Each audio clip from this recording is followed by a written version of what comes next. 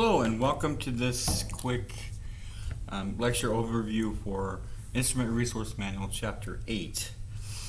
Now I'm on page 76 of the Brown Book, and I want to draw your attention to a statement in the second paragraph where it says instrument technicians must be able to identify, inspect, and prepare thousands of instruments. This does not mean that you will have to be able to identify the names of more than 2,000 instruments. It means that you're going to be very busy and you need to be able to focus on proper identification, inspection, and preparation of a large number of instruments. Always read the blue boxes and the green boxes. Okay, important preparations. A journey into the operating room is one of the most important journeys that a patient will ever face. In some cases, their life depends on that journey. Preparation is key, and CS instrument techs are responsible for ensuring that everything needed for the surgery is available, safe, and in good working order. It's a big responsibility that requires knowledge, skill, and attention to detail in every step of inspection, testing, and assembly. All true. Now I'm going to forward to page 78. Here we're talking about the importance of a clean work area. The clean work environment we work in requires a strict dress code. It is called semi-restricted. This dress code requires clean hospital provided scrubs, a hair covering, the bouffant style, shoe covers, maybe a warm-up jacket type situation that would cover the hair on your arms, beard covers for someone like myself. It does not generally require masks. However, during times like this, COVID-19, masks are required everywhere we go. But that does not mean that we work in a restricted area. It means that we work in a semi-restricted area that has that requirement due to the current COVID-19 restrictions. So in your department, there's common equipment found in instrument preparation areas. There are inspection instruments, special inspection magnifiers, magnifying glasses for looking at things. But it may vary from facility to facility. You could be in a facility that does not have a borescope for doing inspection on lumens, while a facility just down the street that has the same types of instruments you have may have a borescope. Just for future reference, I recommend you get a borescope if that is if you are in that position of authority. Give your techs all the tools that they need to do the job to the very, very highest standard. Now I have flipped to page 80. It shows a couple examples of magnifiers. The one to the left on top is just a basic lighted magnification magnifying glass. And the one next to that can hook up to a computer. And then the one below that, microsurgical instruments may need to be examined using stronger magnification. Okay, honestly, all I've ever used is the table-mounted magnifier or a little simple jeweler's loupe type device. But I'm looking at this and I'm a little bit jealous because they have some cool stuff here. On page 81, it states that this should be a no-brainer. I hope this is a no-brainer. So you can just tell me, oh, Mr. Jennings, that's a no-brainer. Soil that remains on an instrument may be deposited into a future patient during subsequent use of that instrument. And since we cannot sterilize things like soils, things that come out of the body, blood, and things like that, then we know that these will be cause bacterial infections. Surgical site infections. So there are Many instruments that had difficult or impossible to see areas that could benefit from the inspection with a borescope. Things like flexible endoscopes, arthroscopic shavers, suctions, laparoscopic instruments, robotic instruments, and really any lumened instrument. Okay, so now sometimes instruments will become magnetized during the procedure. This is simple. The reason for this is simple.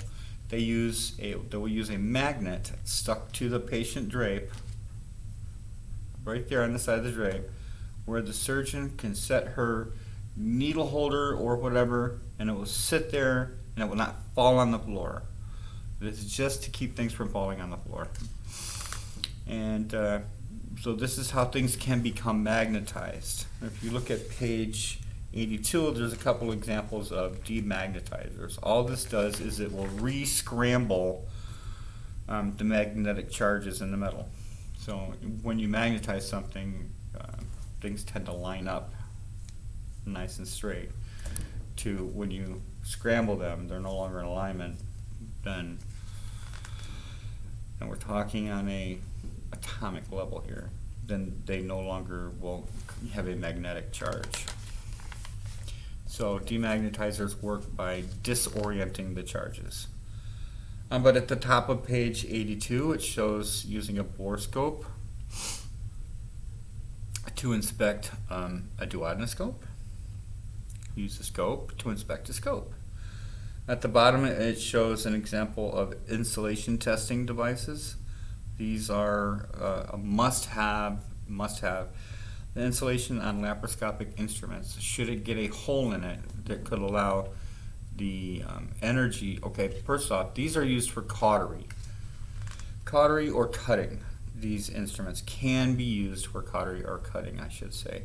And so that insulation is very important because it keeps the electricity from contacting somewhere inside the patient where it shouldn't contact. If there's a rip or a hole, a tear or a gash or even a pinhole in the insulation, it could allow that energy to spark and perhaps burn the liver or some other structure where it's not supposed to, and that could be very bad for the patient.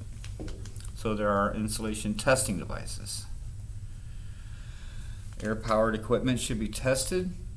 If you're testing air-powered equipment, and you should be, there would be set pressures at which to test by. So let's say ABC Company's sagittal saw is tested at X PSI, but the XYZ Company's sagittal saw is tested at Y PSI. I'm just throwing numbers in there because I know everyone likes algebra, right? Letters instead of numbers. Okay, so here on page 84 we see a tech who is weighing instrument trays. This is something that's important. The maximum weight for an instrument tray is 25 pounds. Skipping ahead a little bit. Okay, on page 86, you see there's a rongeur. It says you should inspect all instruments for cleanliness. There it is in the resting position, and then in the biting position in which another part of it opens up. Well, all up in there you can get blood and other body fat, maybe bits of cartilage. So that needs to be cleaned properly and then inspected properly during the inspection process, which is when we're doing instrument tray setup. And then it says check cannulated devices. Believe it or not, that is not a wood-handled screwdriver. It is made to look like wood and feel like wood, but it is not wood.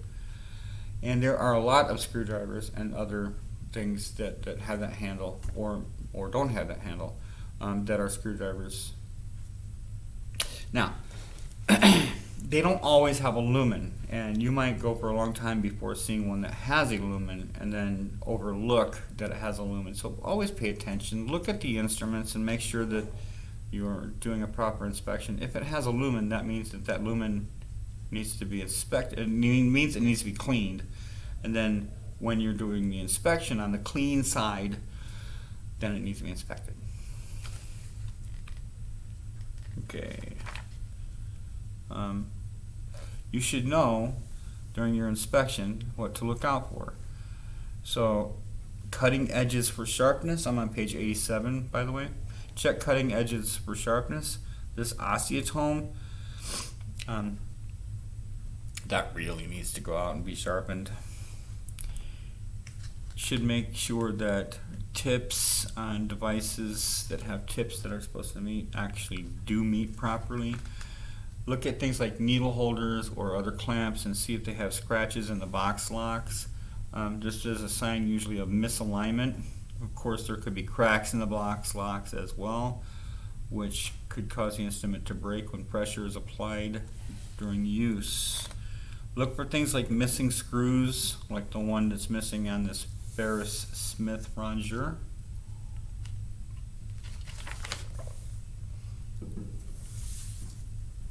Okay, there's some more bullet points on page 88. I'm going to bring you to check plated instruments for flaking. And you can do this by rubbing the surface of the instrument, the plated instrument, on like a white disposable tray liner, and then look for little tiny flakes. They will show up.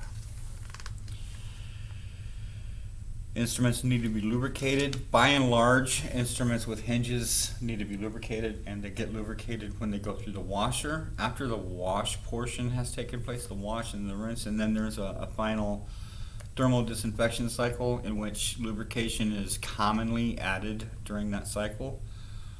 And it is not always sufficient, so we generally tend to keep a spray bottle of lubrication or an eyedropper style bottle of lubrication at setup tables so that we can spot lubricate when needed.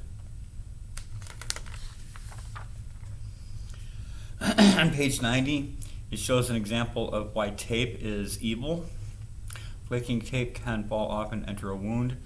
Tape is, I may have shared my opinion on tape with you.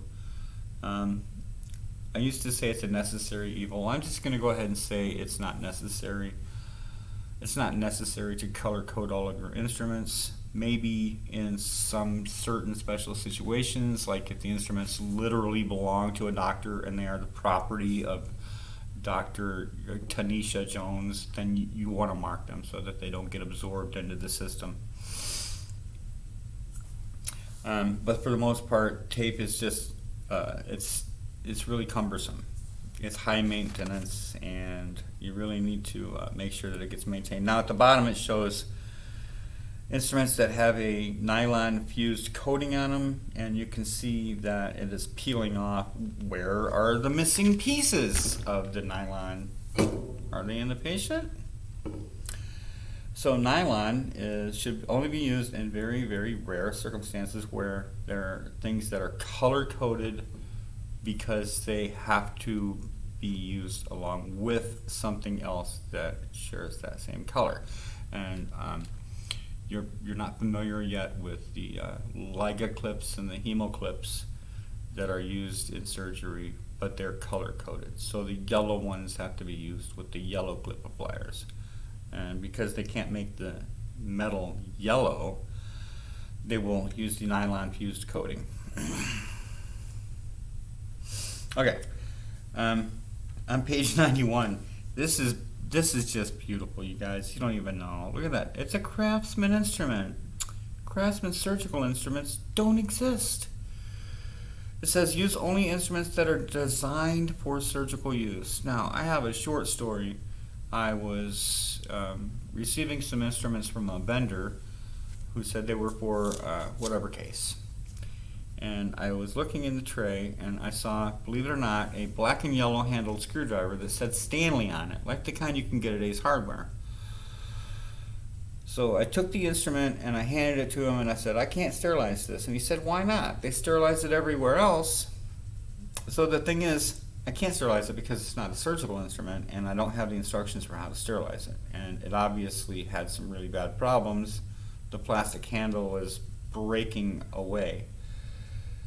So he said, what should I do?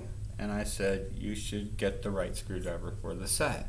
But in the meantime, we had another set that had a similar screwdriver in it that they could use in the OR. So handles that are made to appear like wood are actually made of a synthetic material. We do not sterilize wood in sterile processing. It can be sterilized by radiation, but we don't use radiation in sterile processing. They use it in great big factories where they have lots of safeguards in place.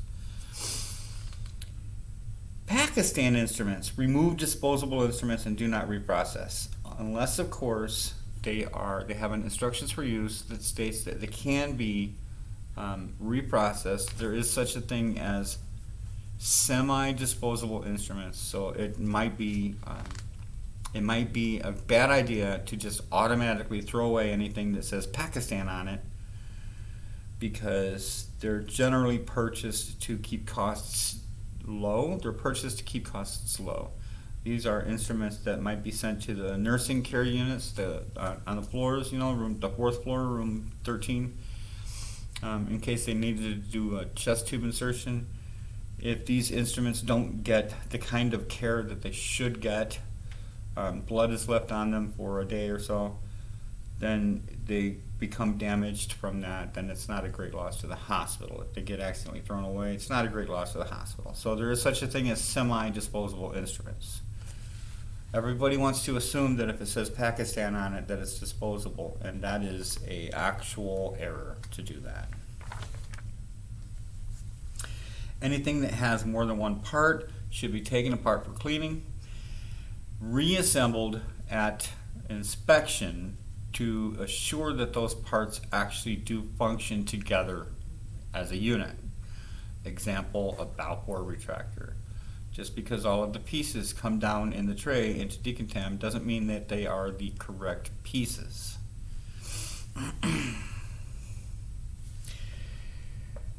Okay, I am on page 92, and there's a picture of a broken light cord that has broken fibers. That is going to cause the light to become dim. This is a light cord. It carries light. It doesn't generate light. It carries it from a light source. It uses an LED bulb, high intensity bulb. Okay, so there's a couple different ways to check that light cord. One is to look through it and hold the other end up to the light. And not like this, don't look like that. It's not a microscope. You just look through it and hold the other end up to the light. But there's another more accurate way to determine if the light cord has too many damaged fibers, and that is to use a special device which can determine how much light is coming through that cord. Now, I've never seen one. However, it would be a good idea to have one to make sure that the light cords and the scopes and everything else we're giving to the surgeons are good enough to do what they need them to do. There are laser-coated instruments. On page 93 it talks about them briefly. It says that laser-coated instruments must be free from chips and scratches that would make it possible for laser beams to be reflected. So this is a flat black coating. It absorbs light. Flat black coating will absorb light. If you have knocked some of the coating off, if it's got scratched off, then that would allow for the high intensity laser beam to be reflected to where it should not go, into the surgeon's eyes, onto the drape, keeping in mind that the only reason to use a laser in surgery is to cut or burn flesh. So yes, they're pretty intense. On page 94, there's a picture on top of a Synthes small frag set. That is a small fragmentation. So this is an instrument and implant set that they would use for repairing small bones. I think those are some elbow plates they have in the bottom portion of that set. There are instruments in here that have multiple pieces. This is a tragedy of a design, because while you want to keep everything apart for cleaning and sterilization, this tray design makes that almost impossible. And all I'm going to say on that right now is wait until you get out there and see what kind of system they have in place. We're keeping things separate for the entire cleaning process and for sterilization. They don't. Instrument tray assembly. Assemble the instruments in a manner that will facilitate the sterilization process. Check. So that means don't create areas of high metal mass. Don't create areas where it will restrict the flow of air and sterilant. Don't create areas in the set where water can pool up during the sterilization process. Yes, steam is water. Protect the instruments from potential damage that may occur during sterilization. So here's a picture of a 3 scopes and a light cord in a blue box. You see that? So this is protecting instruments from damage. We can't just have all those things just flopping around in a box. They're locked into place with rubber nubbies. And assemble the instruments in a manner that will facilitate use. That in a large way explains why the count sheets, the stringer order is the way it is. Okay. Should you dump instruments out of a set? You have this container of instruments and you just want them out of the set, out of the container. No, never, do not dump. This could cause damage to things like scissors, forceps, and other things. It's really bad for the instruments. And now count sheets. Should they be placed in trays or should they be not placed in trays when they go to be sterilized? There is some question regarding whether or not count sheets should be placed inside trays.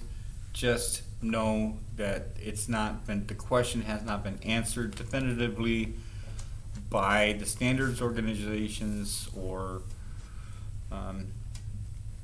even the manager. The managers in hospitals don't all agree on that. You need to be able to prioritize. Prioritization is key, and we don't just have an infinite supply of minor sets or craniotomy trays. We have to continuously use the same ones over and over again.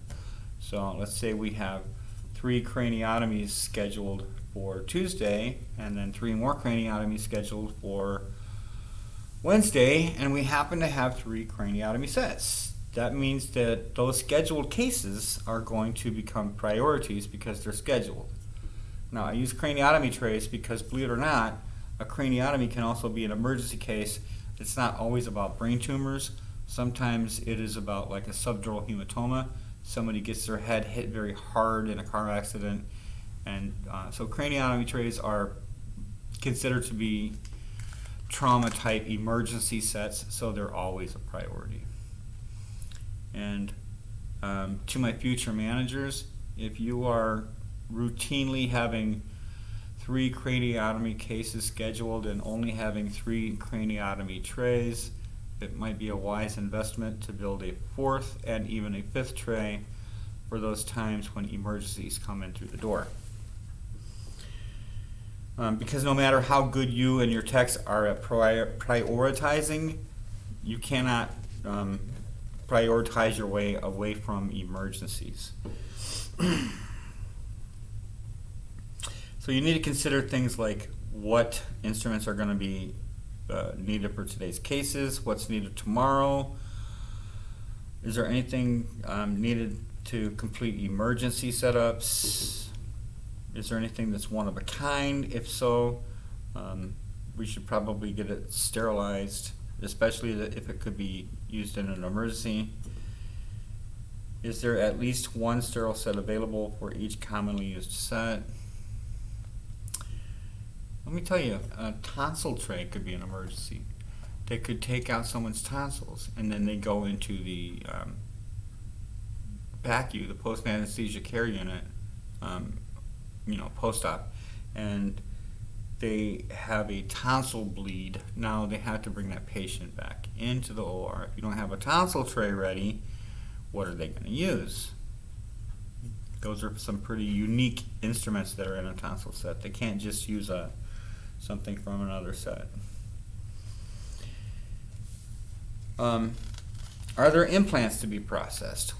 Implants must be processed with a biological, and we should wait until the biological readout has come back before we can release the implants. So we have to know if the microorganisms that we put in that load if they were killed before we can turn over those implants. And so that accepts anything that's a true emergency. If a true emergency walks in the door and we don't have the reading yet on that readout on that biological, then we can release it to them and they just sign a paper stating that they understand that we don't have all of the evidence that sterilization took place yet. Communication is key in everything. Communication is key in prioritization and every aspect of running and working in a sterile processing department. And that's where I'm going to end this. I will see you soon.